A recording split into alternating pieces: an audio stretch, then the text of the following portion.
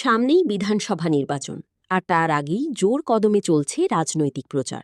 সেই আবহেই আজ মেমারি বিধানসভায় তৃণমূল প্রার্থী রাসবিহারী হালদারের সমর্থনে শনিবার সকালে দুর্গাপুর অঞ্চলের প্রচার কর্মসূচি অনুষ্ঠিত হয়।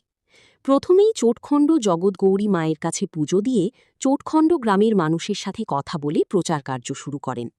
প্রচার কার্যে উপস্থিত ছিলেন নিতাই ঘোষ, আসিয়া বিবি শেখ, স্বপন চ্যাটার্জি, সুরজিৎ হাজরা এবং এলাকার অন্যান্য নেতৃত্ববৃন্দ। প্রচারের সময় এলাকায় পৌঁছাতেই রাস্তার দুধারে মানুষের ভিড় লক্ষ্য করা যায়। অনেকেই ফুল ছুঁড়ে এবং মালা পরিয়ে তাকে স্বাগত জানান। জগৎগৌরী মায়ের পুজো দেওয়ার পর এলাকাবাসীকে কি বললেন রাসবিহারী হালদার শুনব।